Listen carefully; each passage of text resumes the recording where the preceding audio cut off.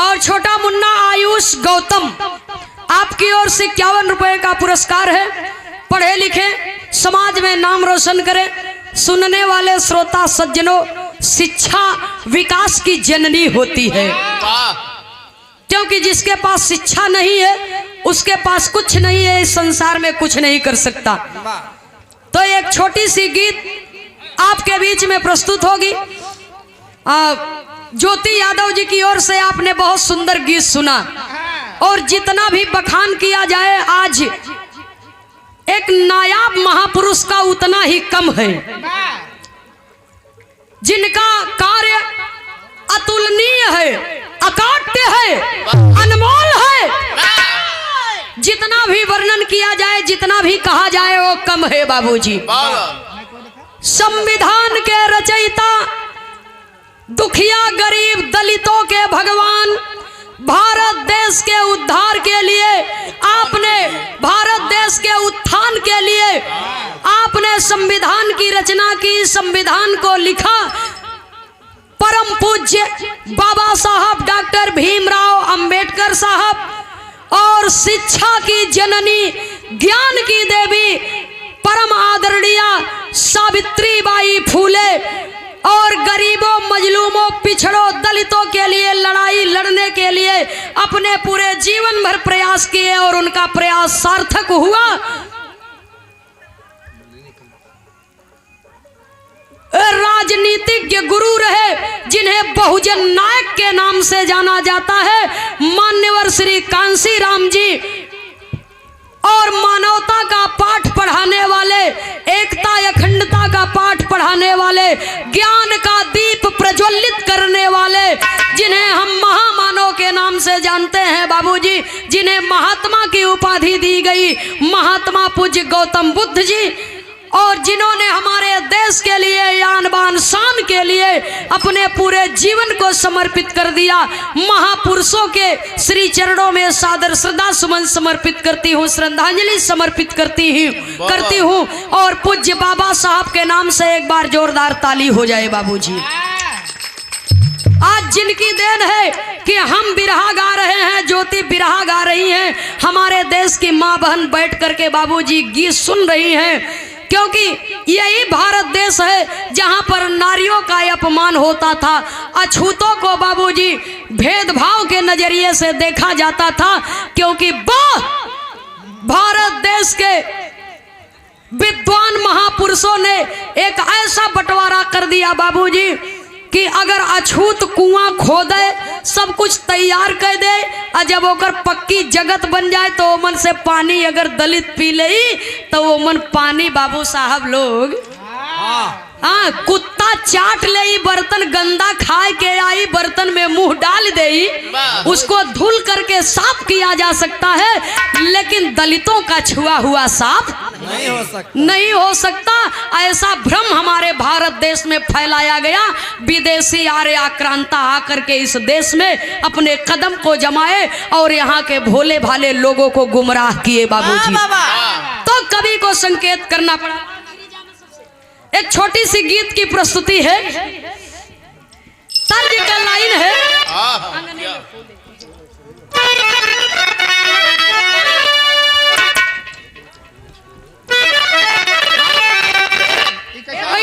बाजा सही कर रहा है, हारमोनियम वाला लीड फंसाता थोड़ा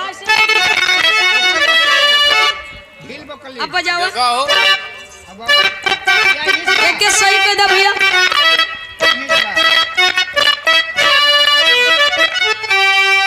ये तो बिंजो होई गवा। अरे सही है भाई, ये चलत फिरत बा, एकर तो गारंटी है ही नहीं न कौनो। अब बजा के देखा मास्टर साहब। हाँ सही बात, चला फिर छोड़ या ईट बमैती से एक एक मिनट समय बहुत कीमती है, अंदर घुस जाते हैं ना किया, इसलिए और आज ही डबल ड्यूटी होता हमारे सबके। ये कार्यक्रम 4 बजे से लेके 12 बजे रात तक के बाद, हाँ, इसलिए हमारे एडवोकेट भैया जी कहे कि भाई का मर्यादा बा तो बहनिन के जिम्मेदारी होले बचावे के। बहनिन के कोनो गलती नहीं बा। 4 बजे से कार्यक्रम 3:30 पौने 4 बजे से हम हाजिर हई। बाबा अब सिस्टम में लेट हो गया, विलम्ब हो गया तो ओकर जिम्मेदारी हमारे पास नहीं बा। सुनने वाले श्रोता सज्जनों, तर्ज की लाइन है। हमारी देश की माँ बहनें गाती हैं। कैसे गाती हैं? अरे अंगने में फूल फूल गे नवाए ननदी, बाजले बधैया दुआरे पे। जिस परिवार से बच्ची गा रही है, स्वर्गीय बाबू रामदेव यादव जी वीर रस के भगवान कहे जाते थे, उन्होंने गाया।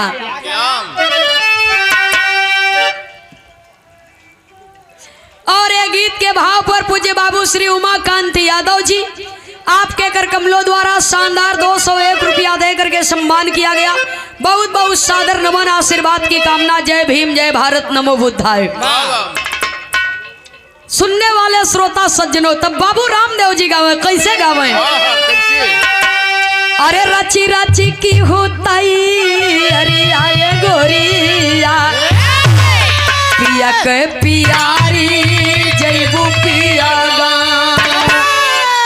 सिंगार रस का गवैया स्वर्गीय बाबू बुल्लू जी गावे। अरे रोवनैया के लगे सखिया, विधवा करौल पिया बदरी में। लेकिन जनपद प्रयागराज की पावन सरजमी से स्वर्गीय हैदर उस्ताद जी गाया करते थे। अरे ननद भौजैया दुनहु एक समौरिया, दुनहु कपिया परदेसिया हो राम। हमारे परिवार के पुरोधा स्वर्गीय बाबू राम कैलाश यादव जी गाया करते थे। कैसे मास्टर साहब? अरे वो है पियावा के आवत बा संदेश रे पिया कितना पिया, कितना बताए बछवा बेचारा पीता नहीं बा, ब्याह करता। सुनने वाले श्रोता सज्जनों, लेकिन यहाँ बात दूसर बगाना के लाइन में। 1 बोतल पियन, 2 बोतल पियन, 4 बोतल पियन, एक को वैरायटी बची नहीं, तब वो इच्छा नहीं भरी। लेकिन जौने दिना वो पिया भेटाई जाए, वो दिना सारा पिया भुलाई जाए। इसलिए कहना है, अरे वो है दुल्हा के आवत बा संदेश रे सैया, पियावा के आवत बा संदेश रे सैया, जाना होई पियावा के देश।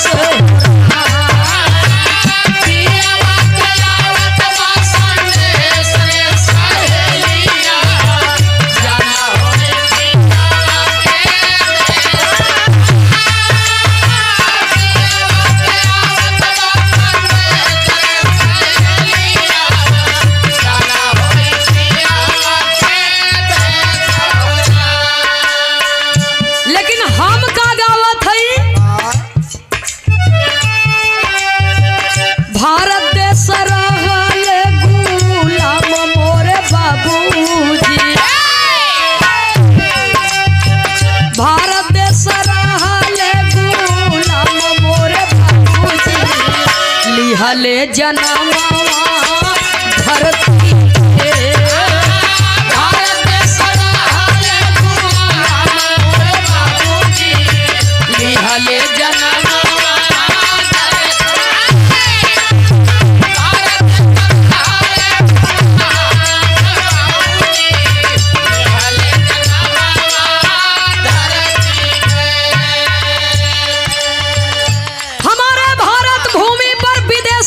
शासन था।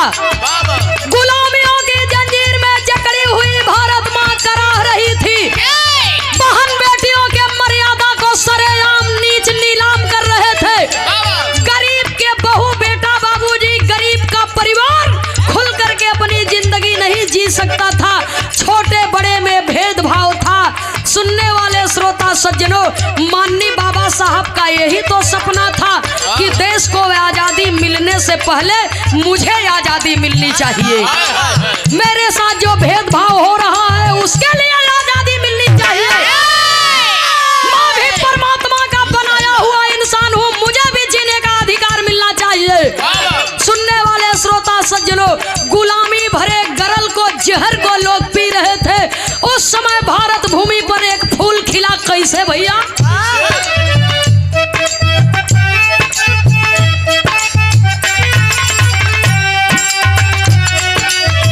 एमपी इंदौर में बा महुए का गाँव।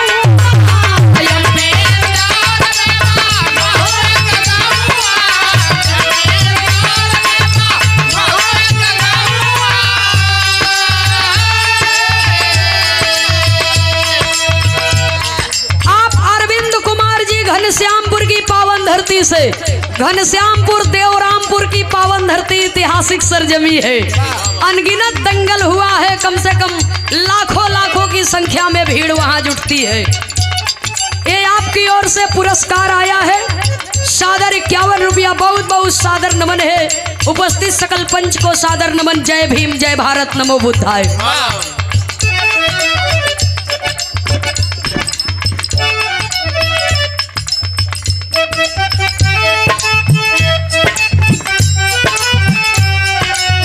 एमपी इंदौर में बा महुए का गौवा।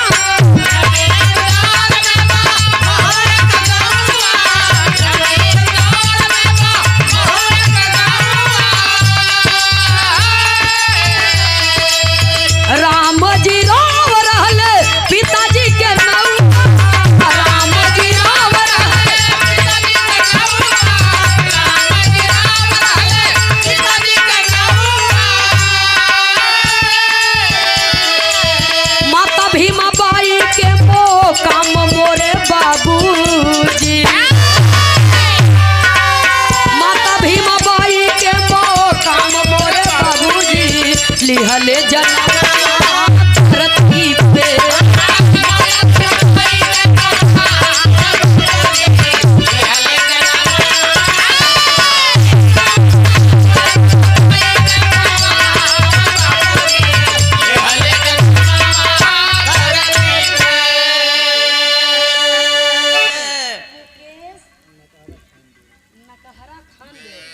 अच्छा, मुकेश नकहरा खान देव से सादर 101 रुपया दे करके सम्मान किए। जय भीम, जय भारत, नमो बुद्धाय। सुनने वाले श्रोता सज्जनों, हमारी माताएं बहनें बैठी हैं और आप ही की तरह एक मात्र शक्ति भारत भूमि पर जिनका नाम बतलाया गया माता भीमा बाई और पिता रामजी राव। माता भीमा बाई के प्रेम से सुनने वाले श्रोता सज्जनों, माँ के आंचल में एक ऐसा फूल खिला जिसकी खुशबू पूरे भारत ही नहीं बल्कि विश्व के कई देशों में बाबूजी महक रही है।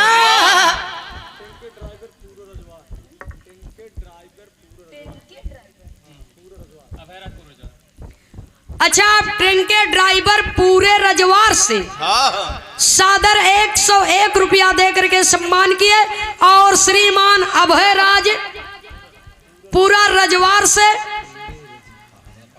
सादर 501 रुपया दे करके सम्मान किए। ये गीत के भाव पर बहुत बहुत सादर नमन करती हूँ। श्रीमान राजा ठेकेदार साहब मेढ़ा की पावन सरजमी से और ट्रेन के ड्राइवर साहब राजा ठेकेदार साहब अभय राज ड्राइवर साहब, तीनों महान भावों को सादर नमन है, स्वागत है, अभिनंदन है, वंदन है। जय भीम, जय भारत, नमो बुद्धाय। सुनने वाले श्रोता सज्जनों, माता भीमा बाई के गोदी गुलजार हुआ।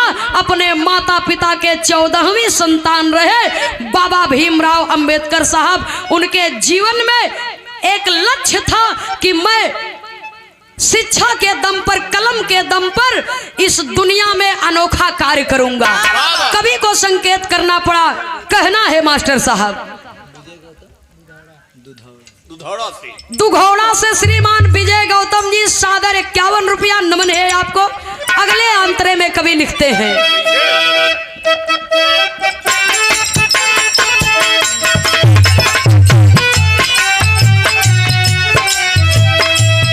1891 अप्रैल 14 भाई 1891 अप्रैल 14 भाई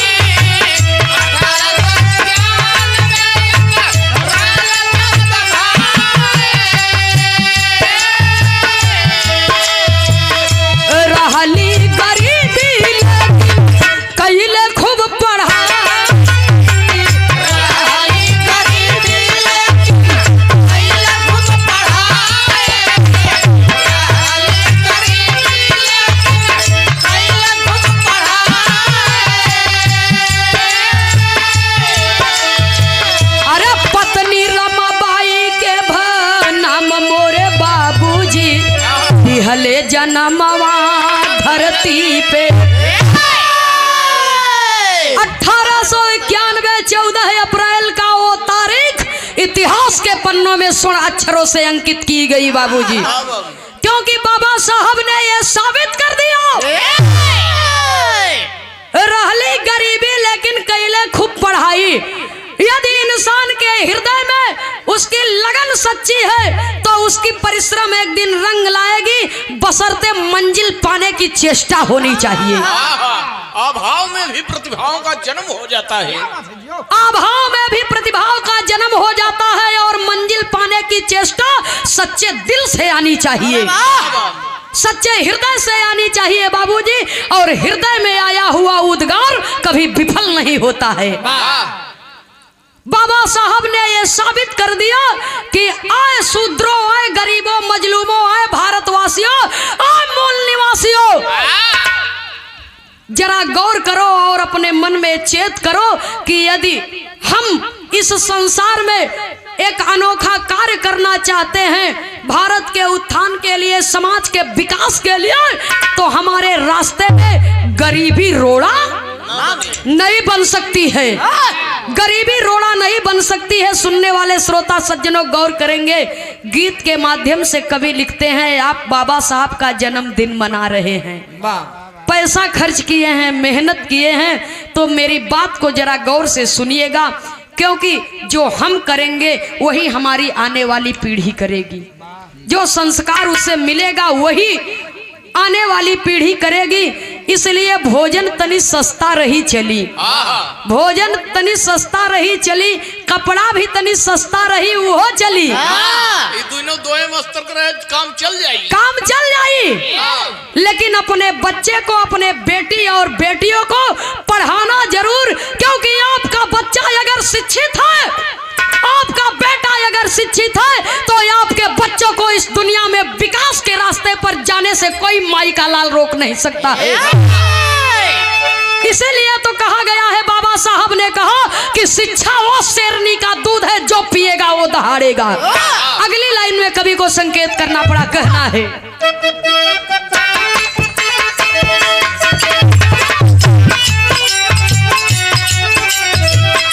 आप रोहित गौतम जी दुघौड़ा से सादर 20 रुपया पुरस्कार, जय भीम जय भारत नमो बुद्धाय। कहना है 27 मई सन 35 रमा के मरनावा, 27 मई सन 35 रमा के मरनावा, 27 रमा के मरनावा।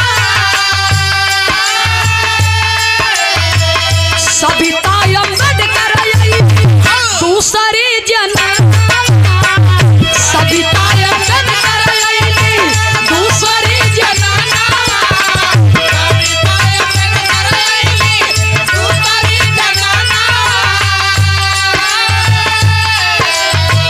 कैले नींद गोरन के राम मोरे बाबूजी, कैले नींद गोरन के राम मोरे बाबूजी, लिहले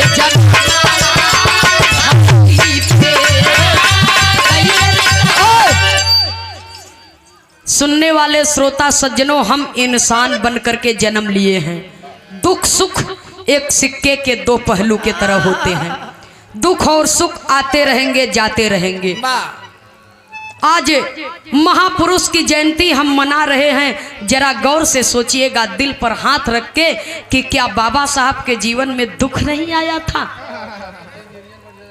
क्या उन्होंने अपने घर में लाश को नहीं देखा? क्या उन्होंने गरीबी को नहीं झेला? क्या उन्होंने दुख का सामना नहीं किया?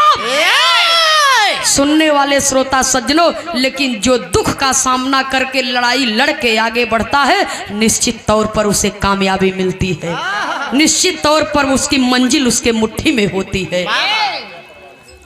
सुनने वाले श्रोता सज्जनों, गोदी का लाल मर गई लेकिन परवाह नहीं किए, पत्नी गुजर गई परवाह नहीं किए, इसलिए नहीं किए कि उन्होंने कहा कि आज मेरा एक बच्चा गया है, मेरी पत्नी इस दुनिया में नहीं है, लेकिन हजारों माँ बहनों की मर्यादा खतरे में है और उनकी मर्यादा तभी बच सकती है जब मैं अपने कलम के माध्यम से ऐतिहासिक बात को लिखूंगा और ये लागू होगा, तभी उनका सम्मान बचेगा।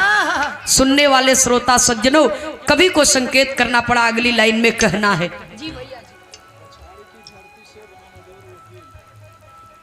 एडवोकेट राम आजोर जी बछाड़ी की पावन सरजमी से 101 रुपया देकर के सम्मान किए। जय भीम, जय भारत, नमो बुद्धाय कहना है। क्या कहना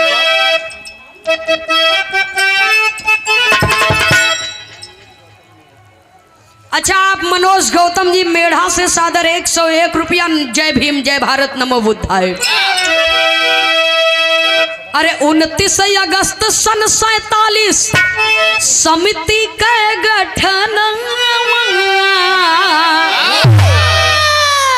बाबा साहब का सोचा हुआ सपना पूरा होने का वक्त आया, तब कवि को गीत में लिखना पड़ा। अरे 395 धारा संविधान,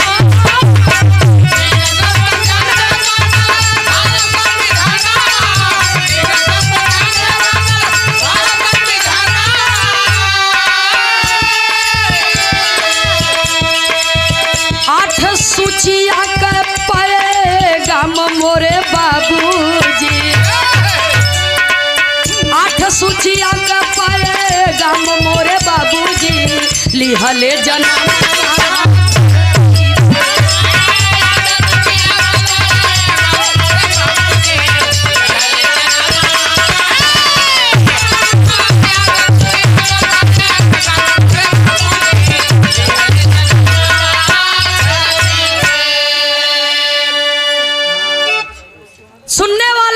सज्जनों, बाबा साहब का सपना साकार होने का समय आया और जब सपना साकार होने का समय आया तब कवि लिखते हैं 29 अगस्त सन 47 को समिति का गठन किया गया। अरे साल 2-11 माह 18 दिन में बनवाले 1950 संविधान चलावाले,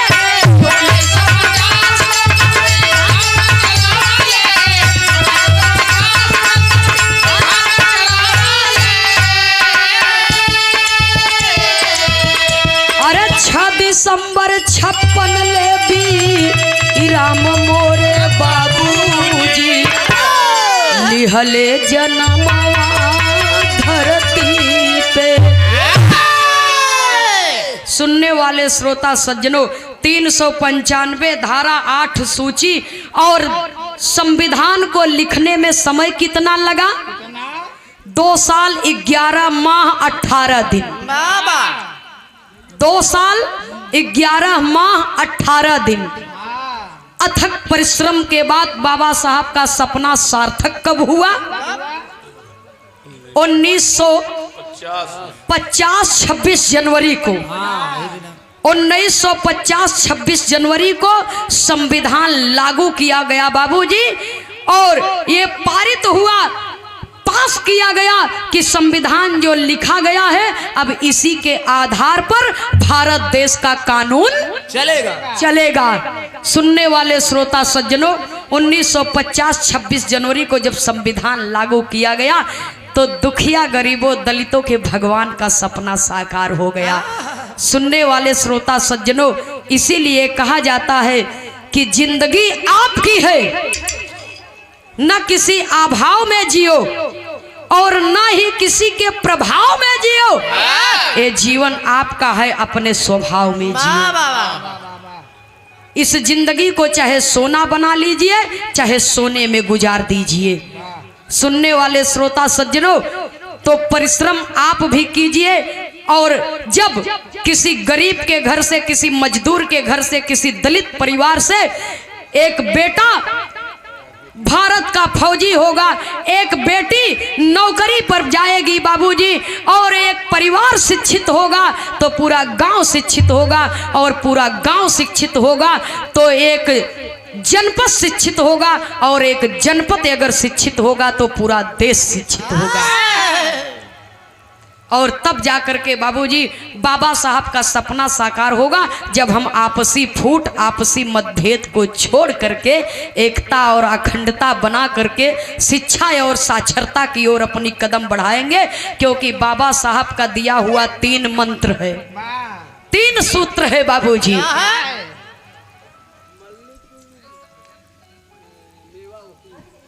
इनकर नाम का बा दक्ष, मेवा वकील कई का हुवन नाथ। मल्लूपुर से श्रीमान मेवा एडवोकेट साहब आपके नाती हैं, दक्ष कुमार की ओर से 51 रुपए का पुरस्कार आया है। बहुत बहुत दक्ष बाबू को शुभ आशीर्वाद है। उपस्थित सकल पंच को सादर नमन। जय भीम, जय भारत, नमो बुद्धाय। बाबा साहब का दिया हुआ 3 मंत्र, 3 सूत्र उन्होंने बताया कि शिक्षित बनो, संगठित रहो, संघर्ष करो, तभी सम्मान मिलेगा बाबूजी। यह आज के दिन में अभाव भाई। और इसी का अभाव है, साक्षात प्रमाण है हम लोगों के आंख के सामने। खैर, उस पर हम नहीं जाना चाहते सुनने वाले श्रोता सज्जनों, लेकिन बाबा साहब का सपना तभी पूरा होगा जब आप शिक्षित बनेंगे, संगठित रहेंगे और संघर्ष करके आगे बढ़ेंगे। तब आखिरी लाइन में गुरु घराने के परिचय के साथ में कवि को संकेत करना पड़ा। 1956 6 दिसंबर का वो मनहूस दिन आया बाबूजी, जब हमारे देश के एक विद्वान महापुरुष को काल के गाल में जाना पड़ा, और सदा सदा के लिए हम सब के बीच से हमारे भगवान अलविदा हो गए। तो कवि को लिखना पड़ा अगली लाइन में, कहना है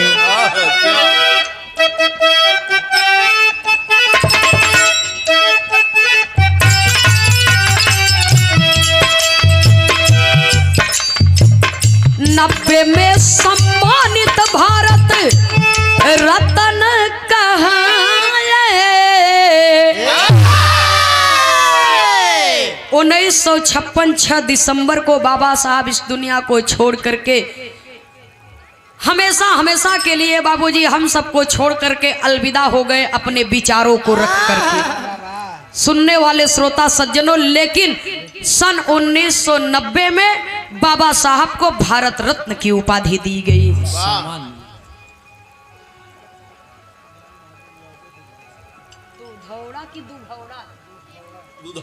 दुधौड़ा की पावन सरजमी से श्रीमान दान बहादुर यादव जी आपके करकमलों द्वारा ये गीत के भाव पर, इस सच्चाई पर सादर 101 रुपया दे करके सम्मान किए। जय भीम, जय भारत, नमो बुद्धाय। अच्छा, हमारी बड़ी बहन एडवोकेट विजय लक्ष्मी जी के पूज्य चाचा जी हैं श्रीमान संजय मेढ़ा की पावन सरजमी से सादर 101 रुपया दे करके सम्मान किए हैं। बहुत बहुत सादर नमन, आशीर्वाद की कामना। जय भीम, जय भारत, नमो बुद्धाय। सुनने वाले श्रोता सज्जनों, 1891 14 अप्रैल से लेकर के 1990 तक का इतिहास के पन्नों में स्वर्ण अक्षरों से अंकित किया गया। जिनकी जीवनी को पढ़ करके, जिनके संघर्षों को जान करके हमें बाबूजी एक प्रेरणा मिलती है। कवि को संकेत करना पड़ा, कहना है क्या? अरे 90 में सम्मानित भारत रत्न कहाए, सीताराम ही तजी से प्रीतियां लगा। सीताराम ही तजी से